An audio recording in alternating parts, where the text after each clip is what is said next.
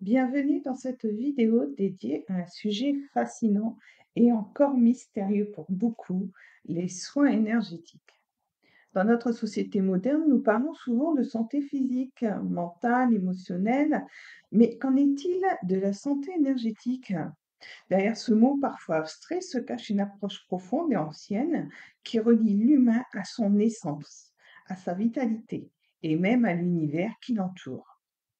Aujourd'hui, je vais vous guider dans une exploration complète des soins énergétiques, leur signification, leurs origines, leurs pratiques et surtout comment ils peuvent transformer votre quotidien. Comprendre l'énergie vitale. Dans presque toutes les traditions, on retrouve l'idée d'une force de vie invisible qui circule en nous. C'est notre énergie. En Chine, on parle du qi, QI. En Inde, on parle du prana. Au Japon, le ki, kai. Cette énergie est ce qui anime notre corps, nourrit nos cellules, équilibre nos émotions. Quand elle circule librement, nous nous sentons bien, alignés et en harmonie.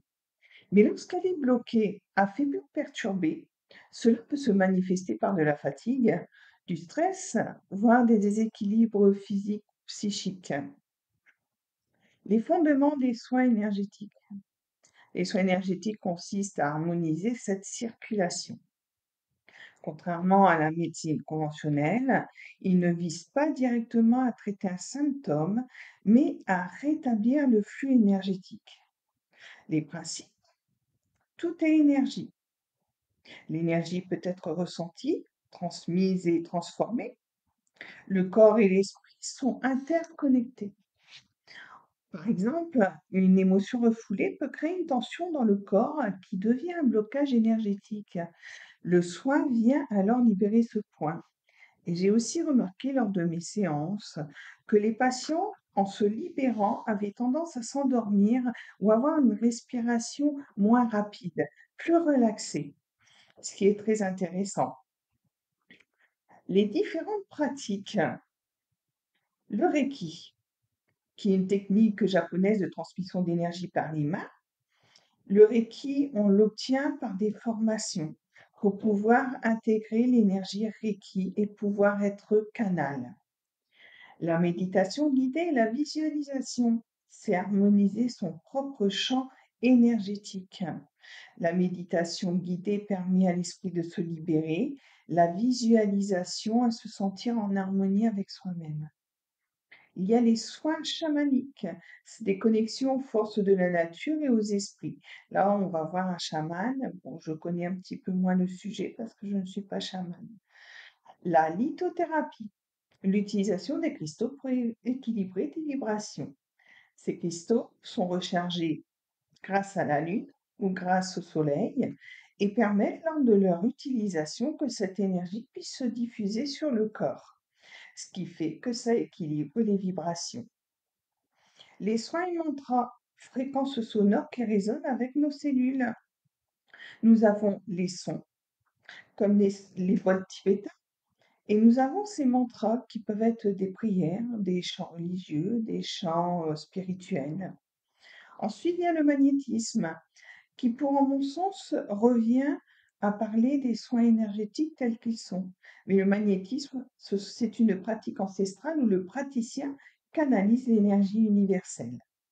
Le soin énergétique, pour moi, il canalise aussi l'énergie universelle et j'en fais une différence sur le magnétisme qu'un magnétiseur va utiliser ses propres énergies pour vous le transmettre et permettre à votre corps de se soigner lui-même, d'avoir une énergie plus forte. Chaque méthode a sa particularité, mais toutes partagent le même objectif, libérer, rééquilibrer et renforcer le champ énergétique. Les bienfaits des soins énergétiques sur le plan physique, détente, diminution du stress, récupération plus rapide. Sur le plan émotionnel, libération des peurs, apaisement, confiance retrouvée.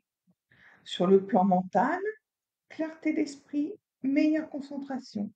Et sur le plan spirituel, ouverture de conscience, connexion à soi et au tout. Des témoignages fréquents ont été rappelés par des sensations de chaleur, picotement, légèreté, et intérieure après une séance. Moi, je retrouve aussi des clients, des patients qui m'informent qu'ils ressentent un petit vertige, que la tête tourne ou, comme il a été dit là, des picotements ou bien des images qui reviennent du passé. Tout ça fait partie en fait du rééquilibrage lors de mes soins énergétiques. Peut-on apprendre à se soigner soi-même? Mais oui, bien sûr. Chacun possède la capacité d'agir sur son énergie. Des exercices simples, la respiration consciente pour relancer la circulation énergétique. Cette respiration consciente, on peut la retrouver avec la cohérence cardiaque ou bien avec la sophrologie. Ensuite, il y a l'auto-imposition des mains sur les zones de tension. Ça, on peut le faire grâce au Reiki, car on a l'énergie Reiki et on peut se faire un auto-soin. Ou alors, grâce à notre magnétisme, car on a quand même tous du magnétisme plus ou moins prononcé. Tout le monde peut magnétiser s'il y travaille et s'y consacre.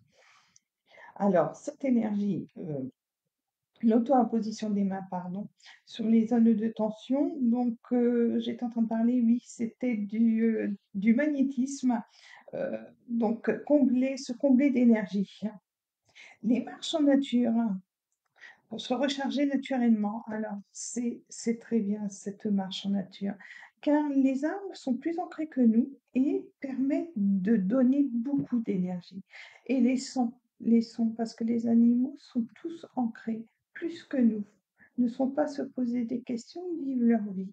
Et la nature fait le reste. Et cette énergie remonte grâce à leur chant, grâce au bruit des arbres, parce que tout est vivant et ça nous comble en énergie et ça nous permet aussi d'avoir l'esprit libéré. La gratitude est la pensée positive pour élever sa vibration. Alors, rien que tel que d'avoir des moments, des passages difficiles et d'utiliser cette pensée positive justement pour se relaxer et pouvoir au mieux traverser le passage difficile. Et la gratitude, c'est dire merci. C'est vrai, merci à la vie, même si c'est difficile, parce qu'il y a toujours une solution. Démystifier les idées reçues, c'est de la magie. Non, ce sont des pratiques observées depuis des millénaires. C'est religieux, forcément. C'est spirituel, mais accessible à tous. Est-ce scientifique? De plus en plus d'études explorent les effets sur le stress et le bien-être. C'est vrai qu'on retrouve des scientifiques qui interrogent beaucoup les médiums et essayent de comprendre comment il est possible de capter les énergies subtiles, comment il est possible de deviner une image dans une enveloppe cachée. Il y a beaucoup d'études, mais ils ne trouvent pas d'explication à tout ça, hein. En conclusion, les soins énergétiques sont avant tout un voyage intérieur. Il rappelle que nous ne sommes pas seulement un corps physique, mais aussi un champ d'énergie vibrant.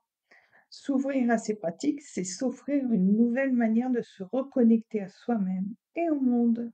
Je vous invite à expérimenter, à ressentir, plutôt qu'à simplement comprendre, car au fond, l'énergie ne se prouve pas, elle se vit.